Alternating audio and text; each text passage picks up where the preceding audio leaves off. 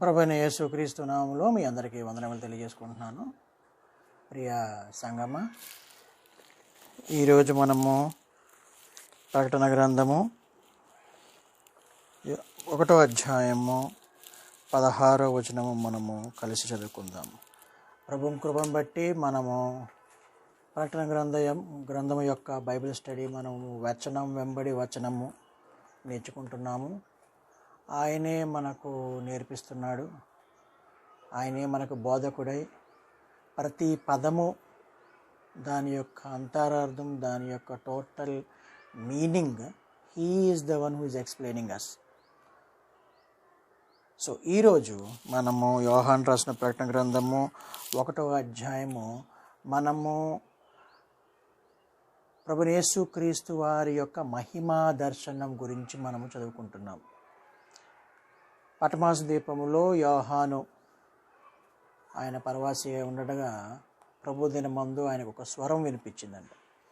ఆ స్వరం ఏమిటా అని వెనక్కి తిరిగి చూసేసరికి ఆయనకి మనుష్య కుమారుని పోలిన వాళ్ళుగా ఒక ఆయన కనిపించాడు. ఆయనే మన ప్రధాన యాజకుడని, ఆయన పరిశుద్ధమైన దేవుడని, ఆ పరిశుద్ధమైన దేవుడు నీ కొరకు నా కొరకు తన పరిశుద్ధమైన రక్తాన్ని చిందించి నిన్ను నన్ను పరిశుద్ధపరిచాడు అని ప్రధాన యాజకుడిగా బలులు అర్పించి ఏటేటా కాకుండా ఒక్కసారే ఆయన యొక్క పరిశుద్ధ రక్తంతో పరిశుద్ధ స్థలంలోకి ప్రవేశం మనకు కల్పించిన విధానం కొరకై ఆయన మనము కొనియాడాము, స్తుతించాము, ఆరాధించాము. ఈ సాయంత్రకాల సమయంలో మనము మొదటి అధ్యాయము 16వ వచనము మనం చూసినట్లయితే 15వ వచనంలో మనము ముగించడం జరిగింది. ఆయన కంఠస్వరము విస్తార జలప్రవాహముల ధ్వని వలె ఉండెను. ఆయన తన కుడి చేత 7 నక్షత్రములు పట్టుకొని ఉండెను. ఆయన నోటి నుండి 2 అంచుల గల వాడి అయిన ఖడ్గం ఒకటి బయలువెడలుచుండెను. ఆయన ముఖము మహా తేజస్సుతో ప్రకాశించుచున్న సూర్యుని వలె ఉండెను. ప్రార్థన చేసుకుందాం. పరలోక తండ్రి, నీకు వందనాస్తులు, స్తోత్రం తండ్రి. ఇంతవరకు మీరే యోహాను రాసిన ప్రకటన గ్రంథంలో ఉన్న ప్రతి వచనం, ప్రతి పదము తండ్రి మాకు నేర్పిస్తున్న విధానాలకు వందనాస్తులు, స్తోత్రములు తండ్రి. ఈరోజు కూడా తండ్రి నాయన 16వ వచనం తండ్రి మేము చదువుతుండగా మీరు సహాయం దయచేయండి. 15వ వచనం, 16వ వచనం తండ్రి మేము ఇంకా డీప్గా తండ్రి నాయన మేము వెళ్ళలాగిన మీరే మాకు బోధించమని వాక్యమైన స్నానాలు వేడుకుంటున్నాం పరమ తండ్రి, ఆమేన్. 15వ వచనంలో ఆఖరిగా మనము ఏమి నేర్చుకున్నామంటే ఆయన కంఠస్వరము గురించి విన్నాం. ఆయన మన మధ్య ఉన్నాడని, మనల్ని పరిశుద్ధపరిచాడని తన పరిశుద్ధ రక్తంతో, అదేవిధంగా మనల్ని పరిశుద్ధపరుస్తూ ఉన్నాడని కూడా మనము అర్థం చేసుకుంటున్నాం. అయితే ఇక్కడ 2 రకాల కంఠస్వరములు మనం విన్నాం. ఒకటేమో 10వ వచనములో ప్రభు దినమందు ఆత్మవశుడునై బోరధ్వని వంటి గొప్ప స్వరము. 15వ వచనము ఆఖరి భాగంలో ఆయన కంఠస్వరము విస్తాల జల ప్రవాహముల ధ్వని వలె ఉండెను. అయితే ఈ 2 వచనములు మనం చూసినట్లయితే ఆయన మనతో మాట్లాడుతున్నాడన్న విషయం మనకు అర్థం కావాలి.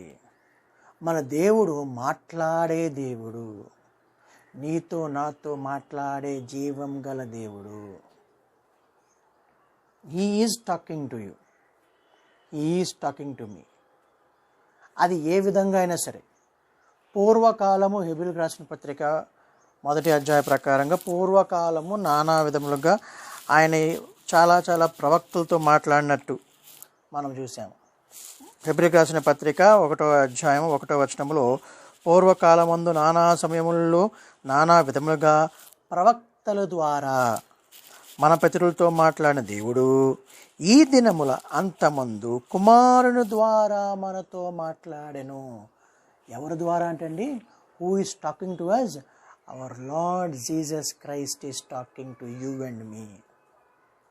ఇలా ఉండు, ఇలాగుండు, ఇలాగుండు అని he is the one who is talking to you and మీ.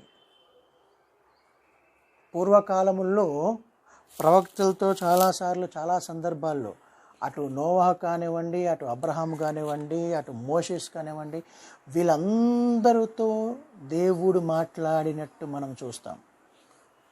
కొన్ని వచన భాగంలో మనం చూసినట్లయితే నోవాహు కాలంలో అంటే నోవాహు 8:15, నోవాహు 8:15. నోవాహు ఏంటి 8:15 అనుకుంటున్నారా? నోవాహు అంటే ఎక్కడున్నాడో మనకు తెలుసు కాబట్టి ఆ గ్రంథాన్ని తీయమని అర్థము. నోవాహు 8:15 తీసారా? సో ఆదికాండము 8వ అధ్యాయము 15వ వచనం చూసినట్లయితే, 15వ వచనం చూసినట్లయితే, అప్పుడు దేవుడు నీవును నీతో కూడా నీ భార్యను నీ కుమారులు నీ కోడళ్ళను ఓడలో నుండి బయటికి రండి. Who is talking to whom? God is talking to Noah. దేవుడు నోవాతో మాట్లాడుతున్నాడు. అదేవిధంగా అబ్రహాం గారి గురించి కూడాను 12వ అధ్యాయంలో 1వ వచనము, యెహోవా నీవు లేచి నీ దేశము నుండి నీ బంధువుల నుండి నీ తండ్రి ఇంటి నుండి బయలుదేరి నేను నీకు చూపించు దేశమునకు వెళ్ళుము. Who is talking to whom? God is talking to Abram. అప్పటికి ఇంకా అబ్రామే. So God talk to Noah, God talk to Abraham, same way God talk to Moses, Isaiah. ఇలా మనం చెప్పుకుంటూ పోతే అందరితో దేవుడు మాట్లాడు నానా విధములుగా. అందుకే ఇందాక హెబ్రీ పత్రికలో పూర్వకాలమందు now God is speaking to us. పూర్వకాలమందు నానా సమయంలో నానా విధములుగా ప్రవక్తలతో కానీ వీళ్ళందరితో కానీ మాట్లాడిన మన దేవుడు ఇప్పుడు now he is talking to you and me. ఎలా? మరలా ఈ దినముల అంతయము యందు కుమారుని ద్వారా మనతో మాట్లాడాను. He is talking to you and మీ.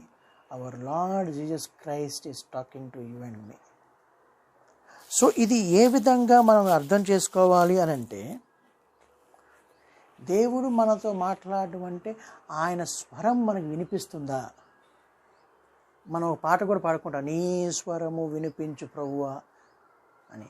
సమూయేలు గ్రంథంలో కూడాను సమూయేలు చిన్నప్పుడు ఉన్నప్పుడు ఆ స్వరం వినిపిస్తూ ఉంటే గురువుగారి దగ్గరికి వెళ్ళినప్పుడు ఈసారి నెక్స్ట్ టైం కానీ అదే వాయిస్ వినిపిస్తే, సరే చిత్తం మీ బాబా నేను వింటున్నాను చెప్పు అని అన్నాడు. సో నీ స్వరం వినిపించు అని ఆతృతగా మనం ఎదురు చూస్తున్నామా? Because is already talking to you and me. నీ స్వరం వినిపించు ప్రభువా అని స్వరం గురించే, దేవుని యొక్క స్వరం గురించే మాట్లాడుకోవాలి అంటే కీర్తనాకారుడు 29వ అధ్యాయంలో ఆ 29వ అధ్యాయం అంతా యెహోవా స్వరం గురించే. కీర్తనాకారుడు 29వ అధ్యాయము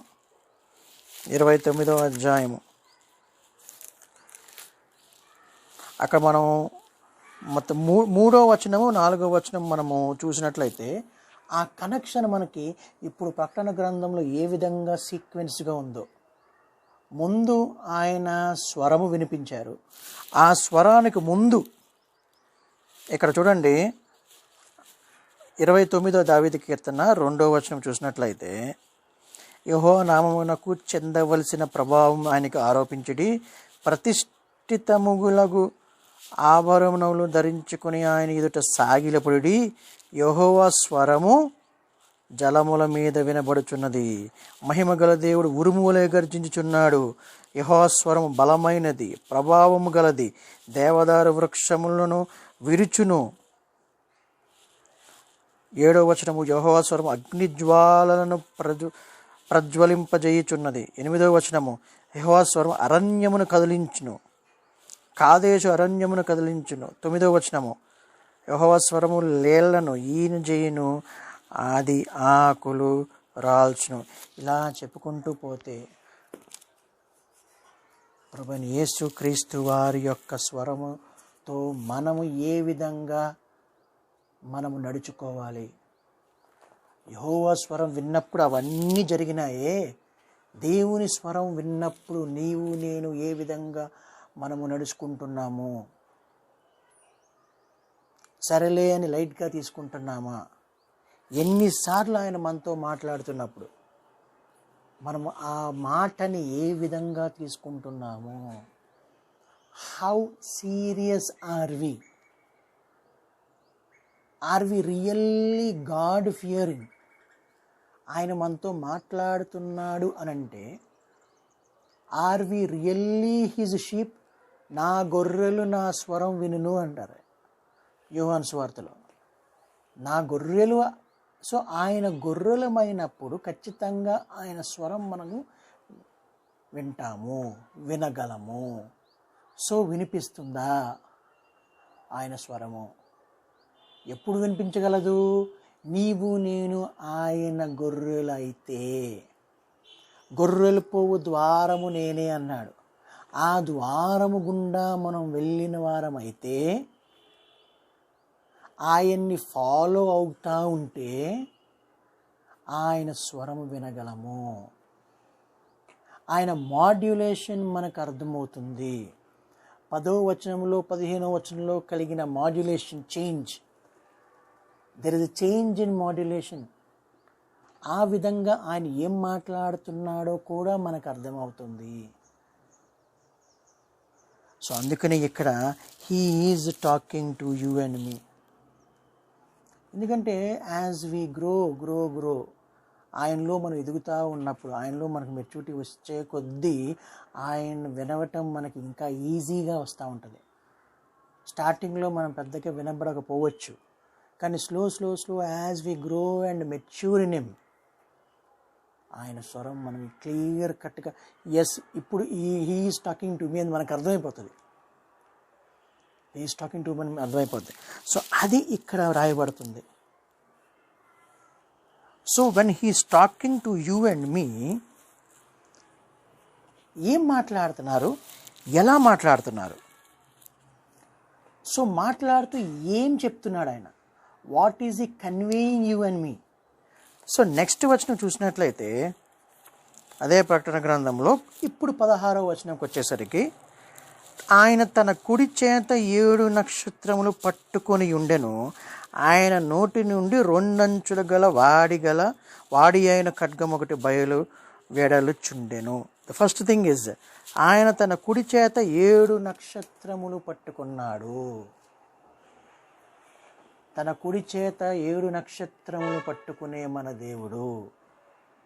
హూ ఆర్ దోస్ నక్షత్రములు అని అంటే కింద వచనంలోకి వచ్చినసరికి 20వ వచనంలో ఆ 7 నక్షత్రములు 7 సంఘములకు దూతలు. దూతలు అంటే ఇక్కడ ఏదో దేవదూతలని కాదు. These are all messengers of God. దేవుని యొక్క మెసెంజర్స్ అక్కడికి వెళ్ళారు, వాళ్ళకి ఇస్తున్నాడు కాబట్టి he is writing letters to all the 7 churches, 7 మెసెంజర్స్కి, మీ అందరికీ తీసుకెళ్ళండి అని. So these are all messengers of God. ఆ మెసెంజర్స్ ఆఫ్ గాడ్కి, ఆ దూతలకి పట్టుకున్నాడు అంట. సో విచ్ మీన్స్ క్లియర్ కట్గా ఇక్కడ 7 సంఘములకు దూతలు. The most important thing what you and I have to understand tonight is He is in control of you and me. He is in control of your church and my church and our church. పట్టుకొని ఉండుట అనేది it tells about controlling. ఆ కంట్రోలింగ్కి సూచనగా గుర్తుగా ఉంటుంది. What he wants to control, or what is he controlling? He is controlling you and me. He is controlling the church. సహజంగా ఏమనుకుంటామంటే, నేను ఈ సంఘాన్ని కట్టాను, నా వలన ఈ సంఘానికి 2 ఫ్లోర్లు పడ్డాయి, 3 ఫ్లోర్లు వచ్చినాయి, లేకపోతే నా వలన 2000 మంది వస్తున్నారు, నా వల్ల ఇలా జరుగుతుంది, నా వల్ల అనుకుంటాం చాలామంది. నేను లేకపోతే అసలు జరగదు. But actually God is building this church. నీవు నేను కేవలం పనిముట్లు మాత్రమే. మనము ఏవైనా హెచ్చుగా మనం ఆలోచిస్తే, పాటిస్తే, నడిస్తే మనల్ని తీసివేసేసి మన ప్లేస్లో ఇంకొకరిని పెట్టుకుంటారు. ఆయన పని మాత్రం ఆగదు. ఆయన పని ఆగదు. He wants to build his church, he will keep on building his church. He wants to holy be everyone, అందరినీ పరిశుద్ధపరుస్తూ వెళ్తాడు. He won't stop his work or he won't let this work be stopped. ఆయన పని ఆగనివాడు. నువ్వు కాకపోతే ఇంకొక ఎవరో, నేను కాకపోతే ఇంకెవరో. We just have to be obedient to him.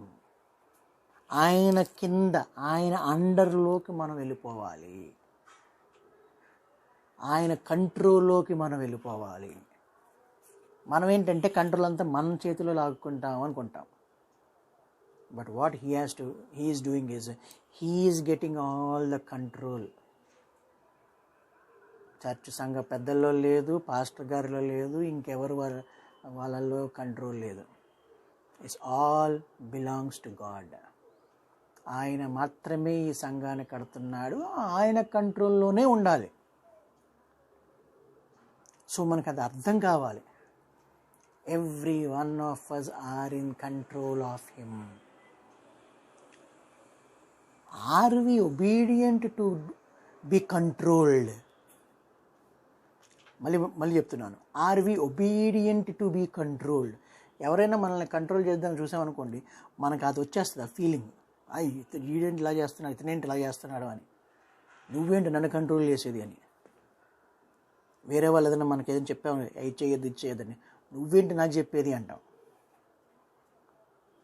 So when he's talking to you and me, he's trying to control you and me. Are we allowing? ఫోర్స్డ్గా ఎప్పుడు ఆయన ఏం చేయడు. ఫోర్స్గా he out of his love and grace he saved you. నువ్వు తీసుకున్నావా తీసుకోలేదా, that's up to you వదిలేశాడు అంతే. He gave it. నేను ఒక గిఫ్ట్ ఇస్తున్నాను అని చెప్పాను అనుకోండి, నేను ఇవ్వటం ఇచ్చేసాను. నువ్వు తీసుకున్నావా లేదా అనేది నీ మీద ఆధారపడి ఉంది అంతే. Salvation is free gift from God by his grace. Whether you receive it, whether you take it or not, is up to you. అదేవిధంగా he is controlling you and me. Whether you are allowing him to control you అనేది అది నీ యొక్క obedience మీద ఆధారపడి ఉంది. Are we giving him the whole 200% control? పట్టుకొని ఉన్నాడు, మన మధ్య ఉన్నాడు, మనల్ని బిల్డ్ చేస్తున్నాడు, మనల్ని పట్టుకొని ఉన్నాడు. ఫర్ ఆల్ ద రీజన్స్, విడవను ఎడబాయను అన్నాడు. For every promise what he has made, పట్టుకొనే ఉన్నాడు. ఒకానొక టైంలో మనం జిగట మనలో పడిపోయి శాపానికి నరకానికి పాత్రులమైన మనల్ని పట్టుకొని ఆయన లేపాడు. ఆయనే కానీ మనల్ని పట్టుకొని లేపకపోయి ఉంటే,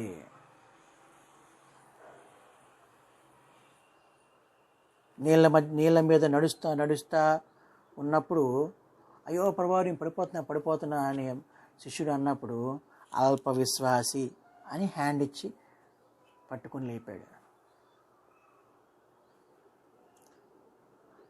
మనము ఎంత మాత్రం విశ్వాసంగా ఉన్నాము? If we are that believers, if we are his sheep, ఆయన మాట మనం వింటాము, ఆయన మాట విని మనం ఫాలో అవుతాము, ఆయన మాట విని మన ఫుల్ కంట్రోల్ అంతా ఆయన చేతిలో పెట్టేస్తాము. Because he is the owner of the church.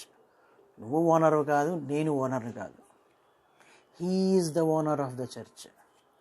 ఆయనకే మహిమ ఘనత ప్రభావములు కలుగును గాక. మనుష్యులకు కాదు దక్కాల్సింది మహిమ. ఈయన కాబట్టి ఇంత పెద్ద బిల్డింగ్ కట్టించాడండి అంటాం. No, it's God who built it. నేను కట్టించా, నేను హెచ్చులిపోతే అది దెబ్బకి మన ఎలాగ మనకి నేర్పించాలో he will do his work. So are we ready to be humbled our? ఎందుకంటే ఆయనంత రాజాది రాజే దేవుడితో సమానంగా ఉండట భాగ్యమని తెలుసు కూడా, అక్కడి నుంచి విడవకూడదని తెలుసు కూడా, ఆ స్థానాన్ని విడిచి మానవ శరీరంతో ఈ భూమి మీదకి వచ్చి తను రిక్తునుగా చేసుకున్న ఆయనే అంత హంబుల్గా ఉన్నప్పుడు, who are you and who are me? Who am I? నేను కంట్రోల్గా ఉండను, నా కంట్రోల్లో నేను ఉండాలి, నా హ్యాండ్ ఓవర్లోనే అన్నీ ఉండాలి అని అంటే, మనమందరం ఆయన హెడ్షిప్ కిందకు వస్తున్నామా లేదా? ఆయన కంట్రోల్లోకి వస్తున్నామా లేదా? Christ is the head of the చర్చ్గా ఉన్నామా లేదా? Christ is the head of the ఫ్యామిలీగా ఉన్నామా లేదా? ద హోల్ కంట్రోల్ మనం ఆయనకి ఇస్తున్నామా లేదా? ఇది తారుమారైతే జీవితాలు తారుమారు, ఫ్యామిలీస్ తారుమారు. ఆ సీక్వెన్స్ కానీ తారుమారైతే, Christ to man, man to women, or Christ to man, man to wife, ఈ సీక్వెన్స్ కానీ మారింది అని అంటే ఫ్యామిలీస్ తారుమారైన ఎగ్జాంపుల్స్ మనకు ఎన్నో. Just because we're not obedient for him to be controlling us. మనం సొంత నిర్ణయాలు తీసుకుంటాం, అన్నీ అయిపోయిన తర్వాత ఆయన దగ్గరికి వస్తాం మనం.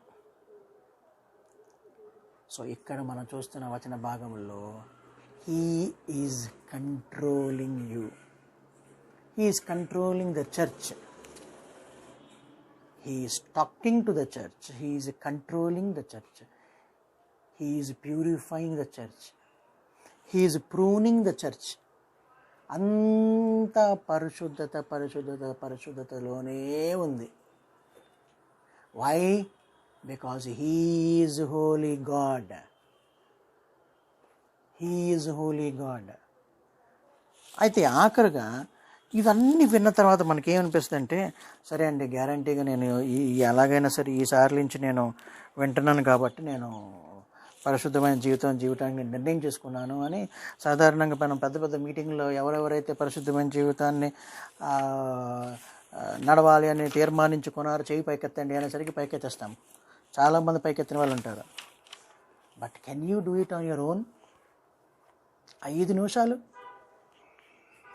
నిమిషాలు ఉండగలవు అలాగా? ఉండలేము. Unless and until. బయట నుంచి ఏదైనా మనం తీసుకున్నప్పుడు there should be something from inside to be burning.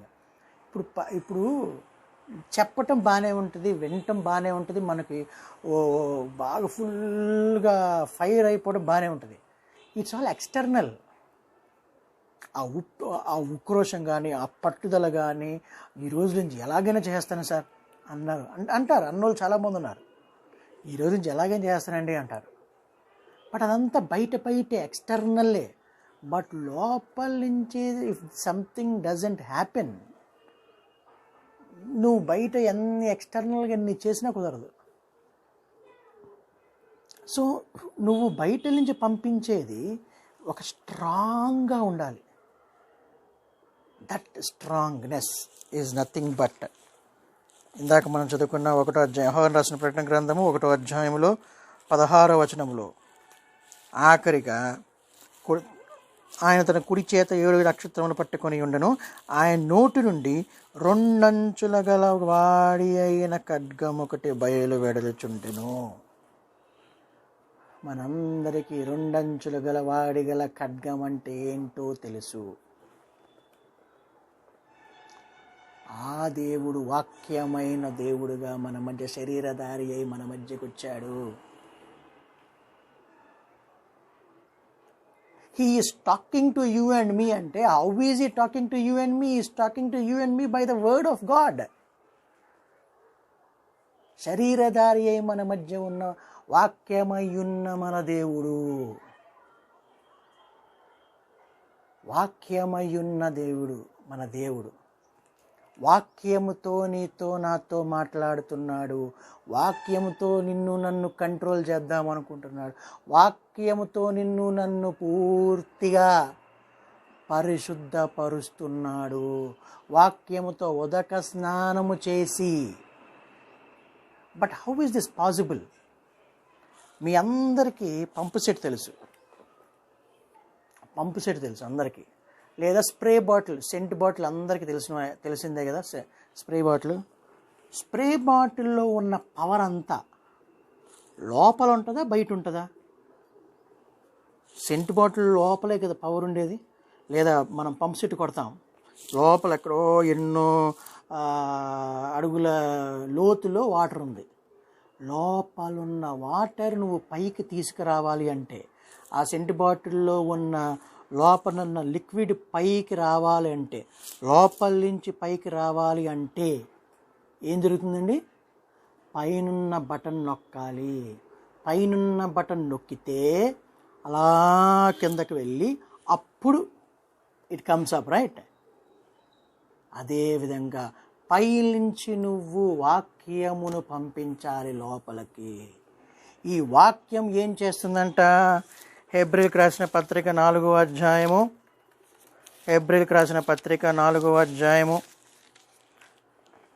12వ వచనం చూసినట్లయితే, దేవుని వాక్యము సజీవమై బలము గలదై రెండంచులు గల ఎటువంటి ఖడ్గము కంటెను వాడిగా ఉండి ప్రాణాత్మలను కీళ్లను మూలుగను విభజించు మట్టుకు దూరుచు హృదయం యొక్క తలంపులను ఆలోచనలు శోధించుచున్నది. When you read the word of God, so when you're reading it from outside in, ఏం జరుగుతుందంటే ప్రతి శరీరములో 3 భాగములు ఉంటాయని చెప్పుకుంటున్నాం మనం, ఆత్మ, ప్రాణ, దేహములు. సో పైనుంచి శరీరంలోంచి నువ్వు వాక్యాన్ని పంపించినప్పుడు ప్రాణాత్మలను చీల్చుకొని మన ఆత్మలో పరిశుద్ధాత్మ దేవుడు ఆలయముగా ఉన్నాడు. Then he starts working. Then he's already having power. మనం ఏం చేస్తున్నామంటే ఆ పవర్ని నొక్కేస్తున్నాము. ఇప్పుడు వాక్యం ఏదైతే మనం బయట నుంచి పంపిస్తున్నామో, దిస్ వాక్యం will keep on slowly opening up everything, cleaning up everything. అప్పుడు కిందకి వెళ్తే పరిశుద్ధాత్మ దేవుని యొక్క పవర్ ఫ్రమ్ ఆత్మ నుంచి ప్రాణముకు. ఆ ప్రాణములో ఏమున్నాయండి? ప్రతిరోజు చెప్పుకుంటున్నాం మనము, ఆలోచన, హృదయము. అందుకనే ఇక్కడ హెబ్రీయులకు రాసిన పత్రిక 4వ అధ్యాయములో ప్రాణాత్మలను కీళ్లను మూలుగులను విభజించు మట్టుకు దూర్చు హృదయము యొక్క తలంపులను ఆలోచనలు శోధించుచున్నది. ఎప్పుడైతే ఆ వాక్యము నాలో వెళ్ళినప్పుడు, అయితే ప్రాణాత్మను చీల్చుకుంటూ వెళ్ళినప్పుడు,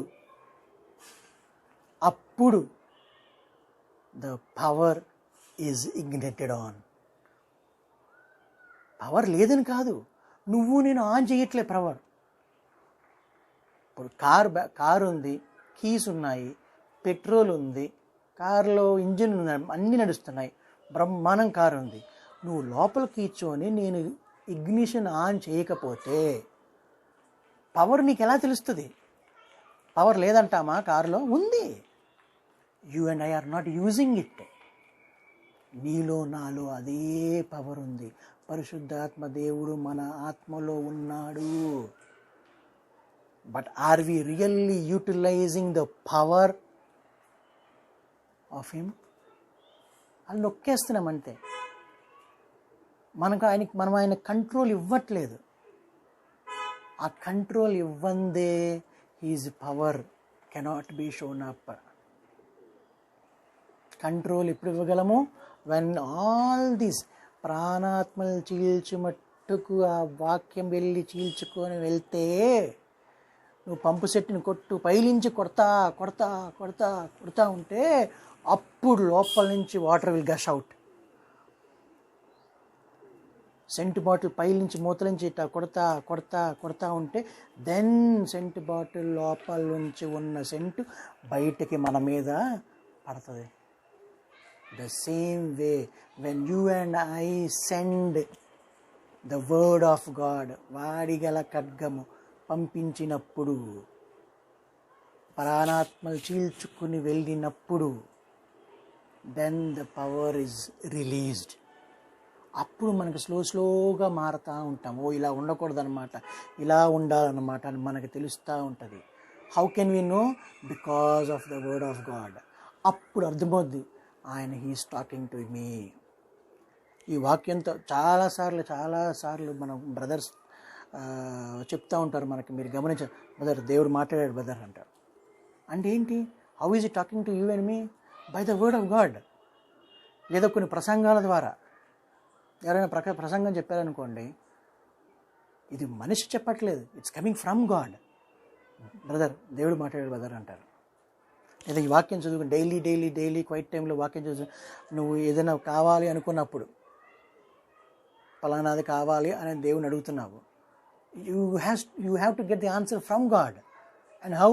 it has to come from the word of God.